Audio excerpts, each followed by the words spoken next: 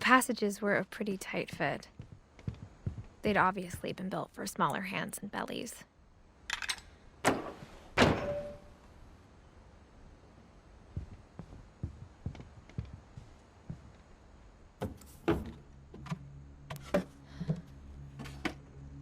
Growing up, I always thought of Barbara as a child star.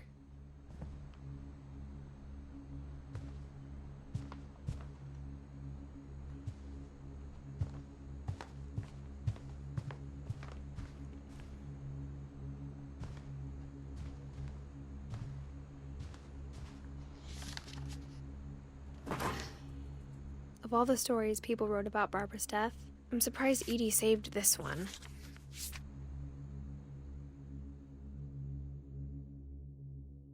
Old Jack here with another ghastly tale inspired by America's most unfortunate family. I'm calling it The Surprise Ending of Barbara Finch. As a child star, Barbara was famous for her scream. Now at 16, she was all washed up. A has-been. But in a lucky break, she'd been asked to perform her signature scream at a local convention for monster movie fans. It was just the boost her career needed. Unfortunately, her scream hadn't aged well. Getting better. I think you just need the right motivation. Her biggest fan and current boyfriend, Rick, was about to demonstrate when... Now that was a great scream. It was Barbara's father, Sven. He'd slipped into a table saw and had to be rushed to the emergency room. So Barbara got stuck babysitting her youngest brother, Walter. Her convention comeback was cancelled. Okay, I'm hearing frustration, but I'm not hearing terror. What if I tried... A gang of hoodlums in Halloween masks have been terrorizing Orcas Island tonight. Police are urging residents to... That came from the basement. You're right! Also, I loved your delivery on that. Why is your basement door locked? Because my dad likes making puzzles and secret passages. There's a key hidden in the music box. The secret is to keep winding and winding until finally the key pops out. Thanks, babe. I'll be back in a sec. 20 minutes later, Rick hadn't returned. So Barbara went to look for him, right on cue. She reached for the music box. And as she wound the key, she listened for Rick, but the house was silent.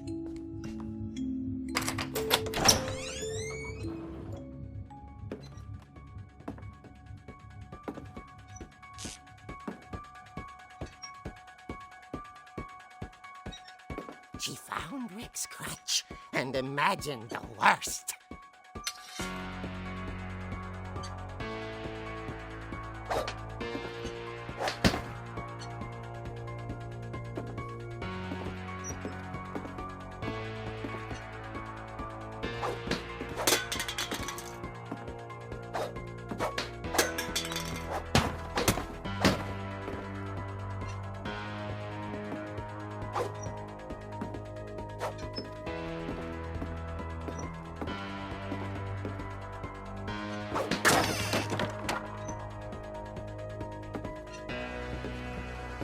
The gang's leader is the infamous Hookman killer, Dr. Carl Hamill, who impaled and then ate his family 10 years ago tonight.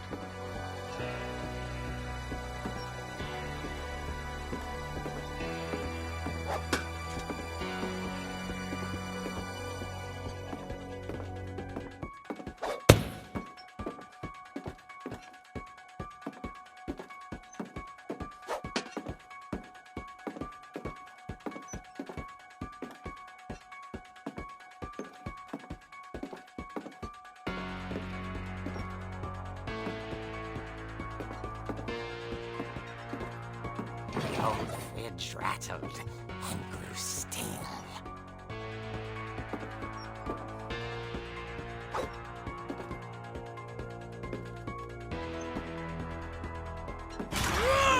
Oh dear!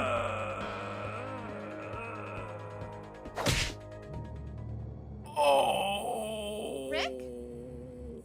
Barb, relax. I was just trying to scare you to help you find your scream. Well, I'm not scared, Rick. I'm furious. Then act furious. All I'm getting from you now is that you're hurt and confused and you're... She threw him out, but she kept a little something to remember him by. Barb, have you seen my other crutch? And she was still holding it when she fell asleep watching the late picture show. Hours later... Barbara! Walter, what's going on up there? Ah! Okay, I'm coming up, but if this is a trick, you're dead, Walter.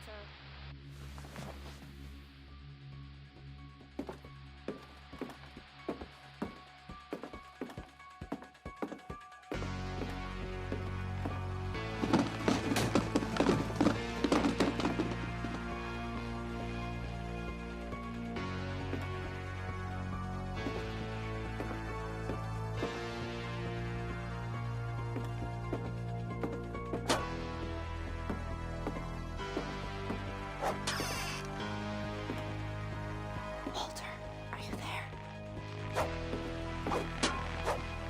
Walter had vanished, but his bedside radio was still on.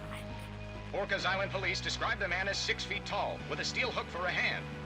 Residents are urged to lock all doors and windows and notify the police of any suspicious activity.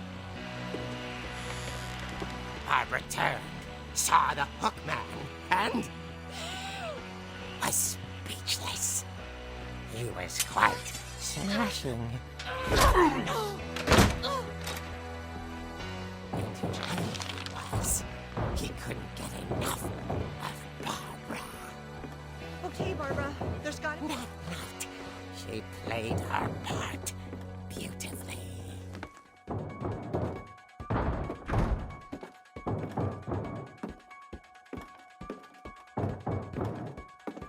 She thought about abandoning Walter, but just couldn't do it.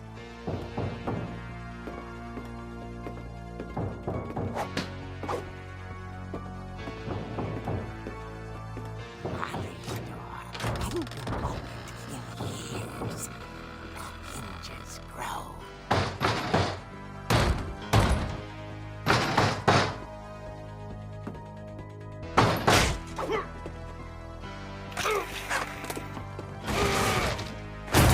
He wasn't moving, but she sensed the story might not be over yet.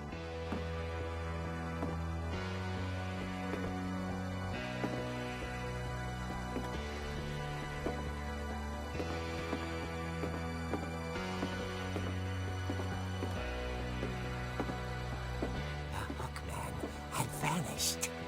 She listened for his breathing, but all she heard was...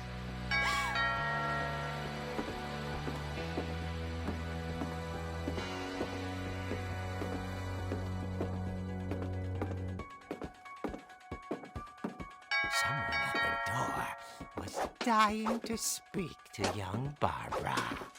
At the door, she heard whispering. It was coming from inside the house.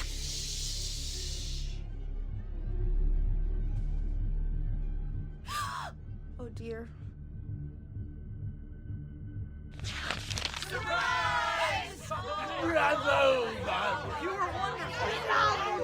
monsters had come to surprise her. For Barbara, it was a dream come true.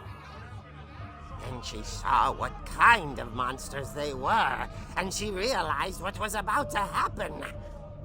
She was going to be famous.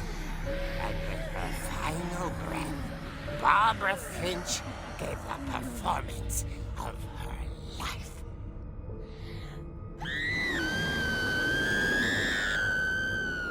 wasn't there myself, but I hear Barbara was magnificent. Poor girl. She had a taste for stardom. But unfortunately, so did her fans. Of course, the police blamed it all on poor Rick, who disappeared the same night. And little Walter?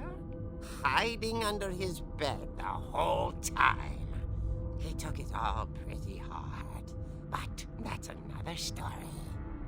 As for Barbara, tucked inside the music box is all they ever found of her. Her ear. Now that's what I call a real eerie tale.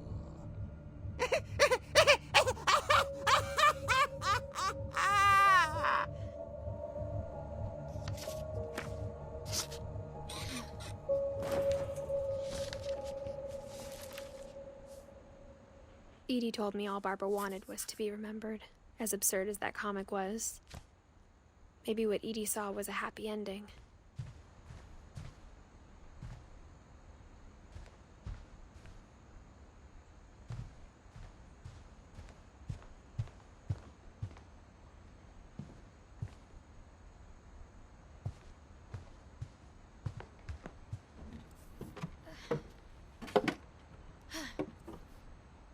I guess now I know why Mom didn't like me playing with the music box.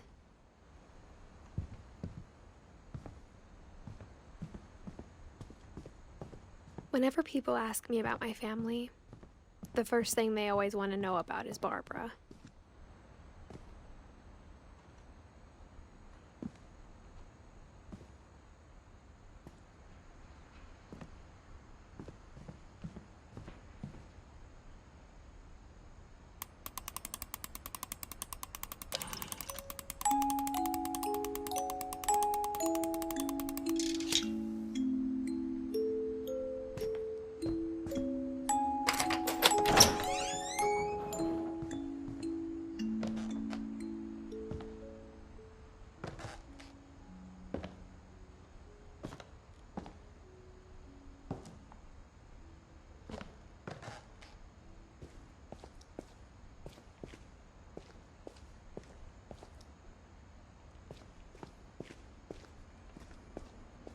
Mom said the basement was off limits, unless I wanted another tetanus shot.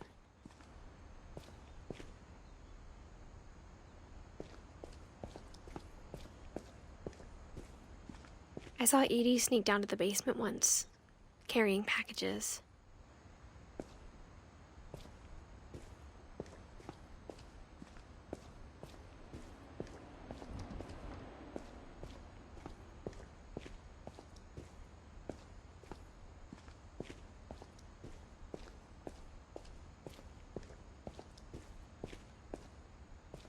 I thought maybe she was hiding presents.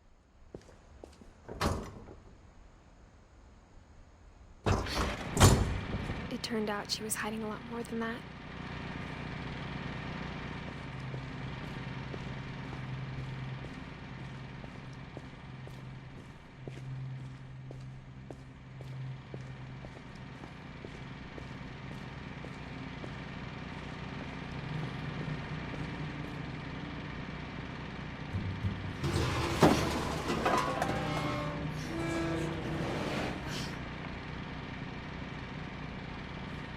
I remember asking Mom once about where Walter had gone.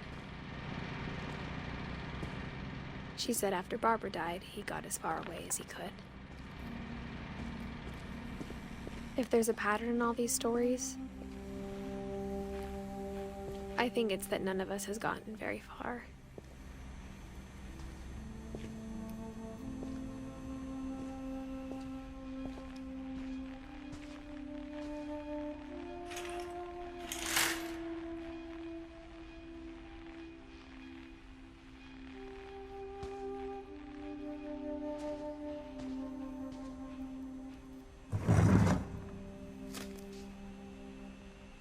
Goodbye, everyone. I can't believe I've been down here for 30 years. On that first day, after the shaking started, I didn't think I'd survive a week.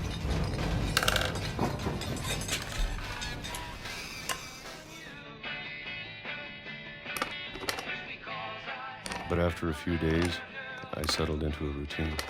That's what kept me sane. Having a schedule, living for today.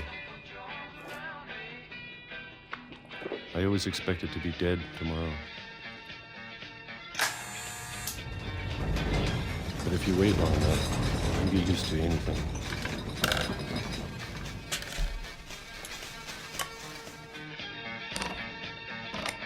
Even a monster on the other side of the door starts to feel normal. Almost friendly.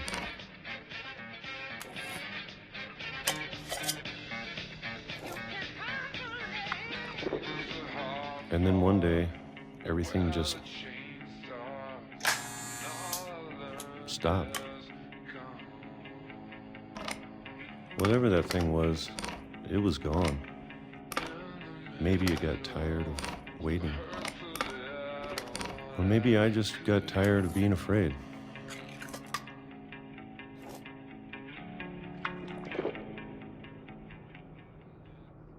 It's been a week now, the longest in 30 years. I'm done waiting. I have to leave while I still can.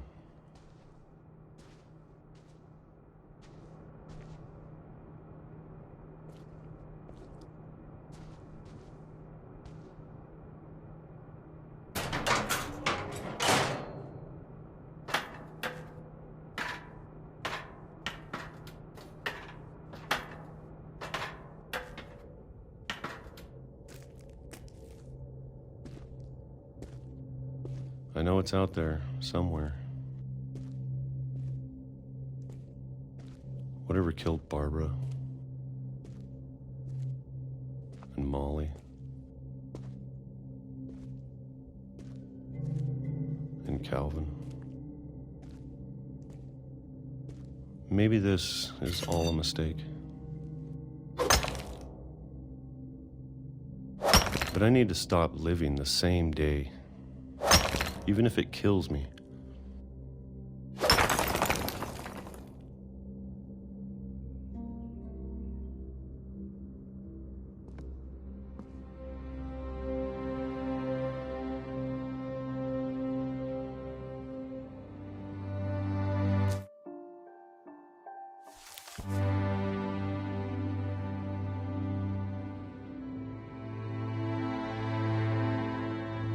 Whatever's out there, I want you to know I'm ready for it.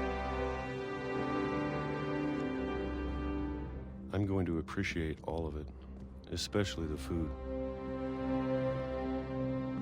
I don't mind if I only have a year left, or a month, or a single week.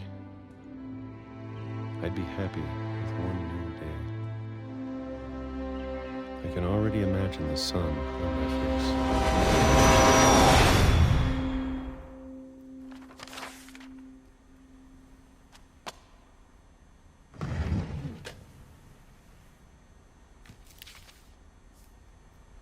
Walter died when I was 6.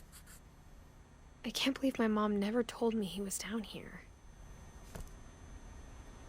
I'm sure my mom was trying to protect me.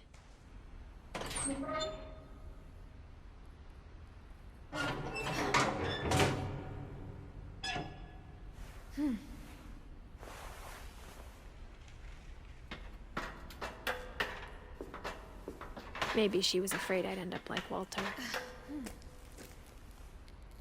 But if she never told me about an uncle under the house, I can only imagine what else she was hiding.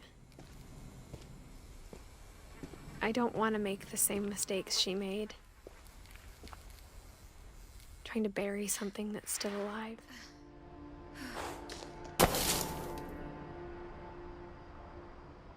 Now that there's only one of us left, or maybe 2,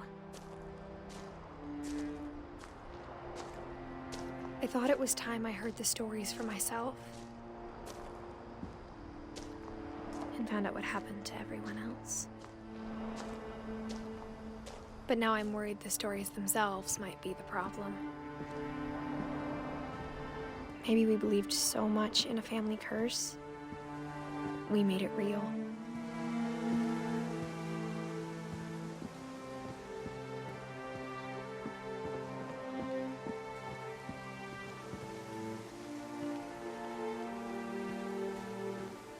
I don't know if I should even be writing this.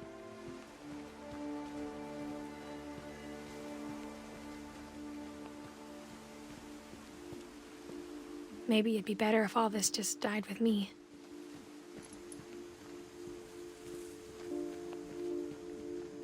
But I thought you should know about your family.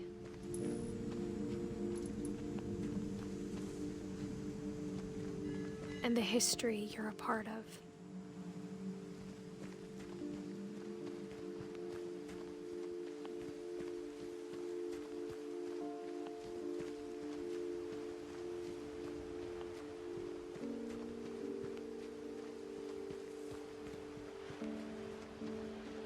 Though to be honest, I feel as lost as you probably do right now.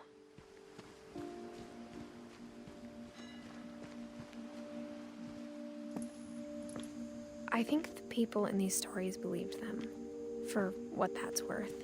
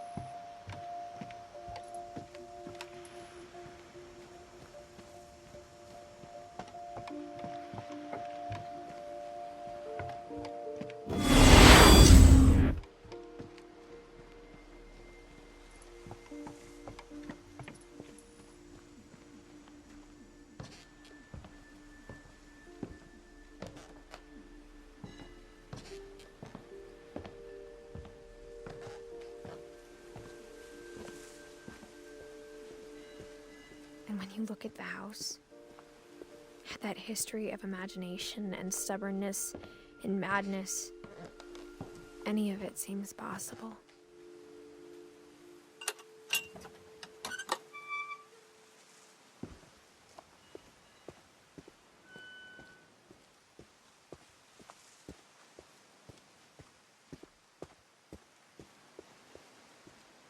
I think we've been surrounded by death for so long, we've just gotten used to it.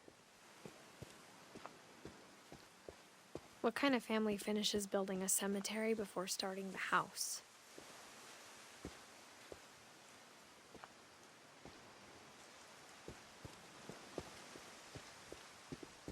It's embarrassing for me to admit this, but the pet cemetery made me more uncomfortable than the human one. 3 of the gerbils were mine, and 2 had been my fault. Sven built the house, but it was Edie who designed the cemetery.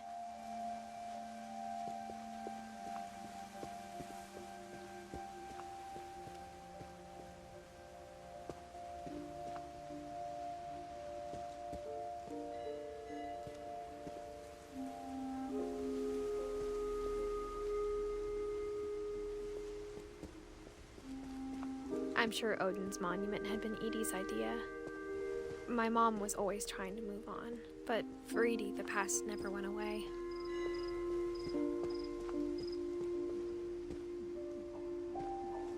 She could see it poking out of the water at low tide.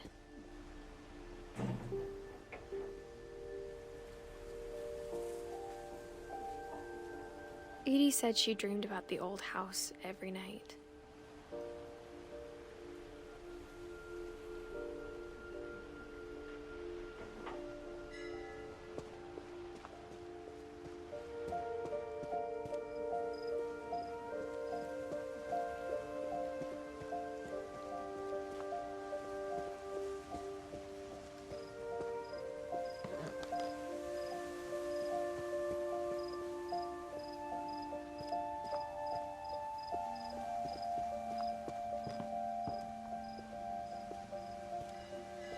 But the older I get, the more I can see where my mom was coming from.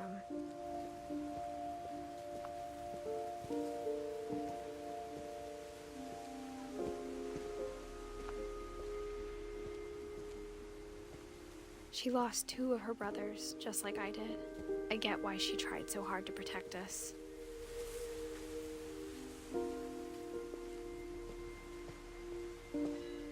We never found Milton's body, so my mom insisted we were putting up a monument, not a tombstone.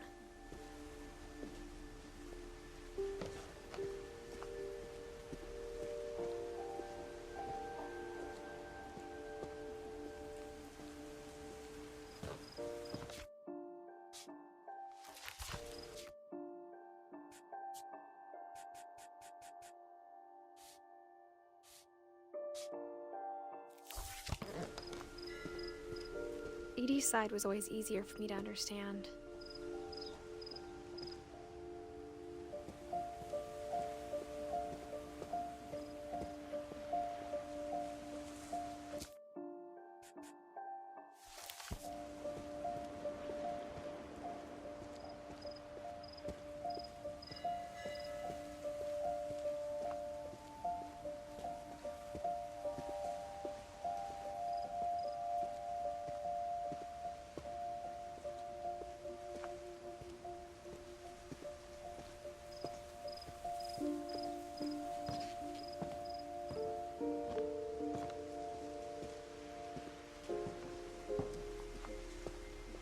Her dad had been pretty strict, but it wasn't enough to save her brothers. She was just trying to do better.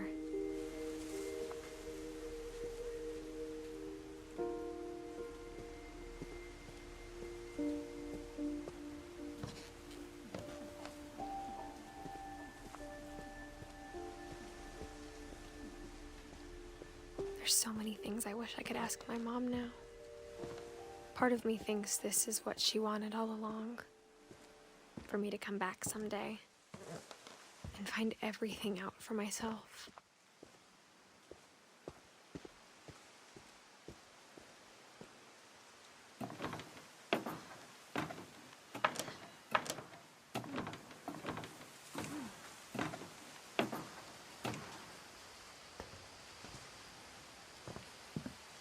But looking back on it now,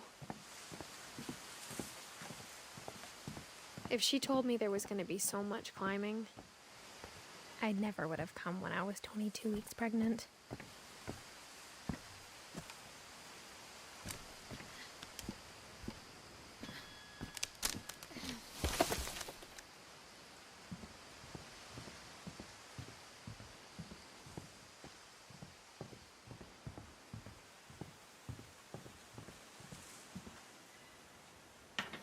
I never met Grandpa Sam, but I think he and my mom had a lot in common.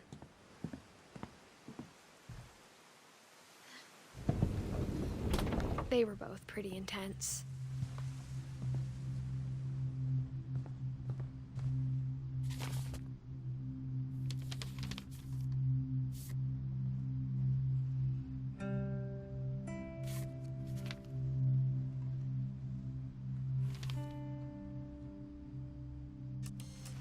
Dawn, I promise, you'll never forget this weekend.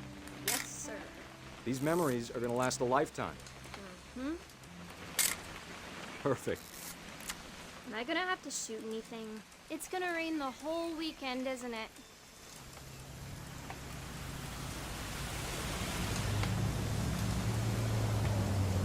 I will never forget this weekend, Dad. That's the spirit. Please just take the damn picture. Smile, Dawn. Okay, got it.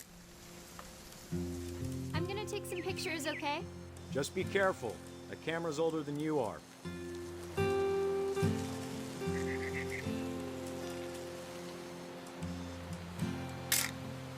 Aw. You're right, Dad. It's starting to clear up. Still freezing, though. Definitely should not have drunk all that coffee.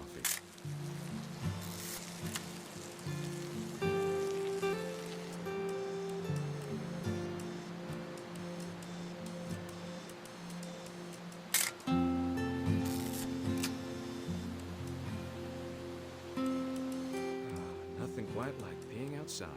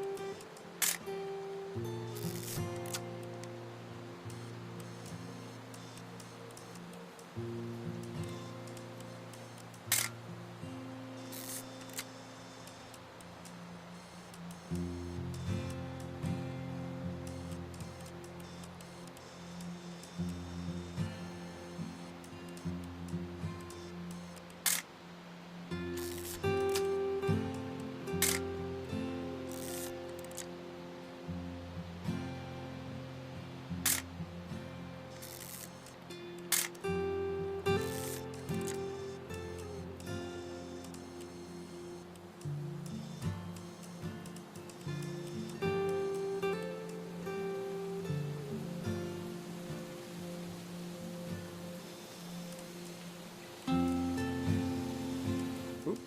A little more gas in the tank, I guess. Hey! That's a keeper. I'm just saying, I'm not always gonna be here, Don. You'll need to remember this stuff, if you want to survive. I'll be fine, Dad. You know who else thought he was gonna be fine? Some guy who died. Don, I'm being serious. I know, Dad.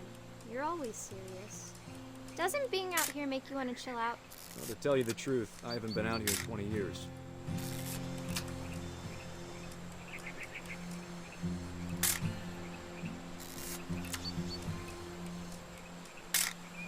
Last time I was with my brother Calvin. Man, that was a great trip. Your grandpa Sven taught us how to fish, how to build a fire. We found an old logging trail. There were deer everywhere. I bet if I could remember... Don, don't you think you could find something more interesting to photograph? You don't need to waste any more film on me, kiddo.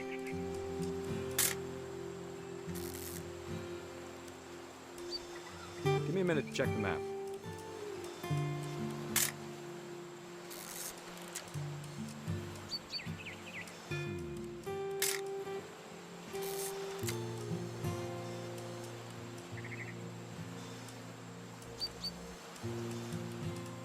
Let's see.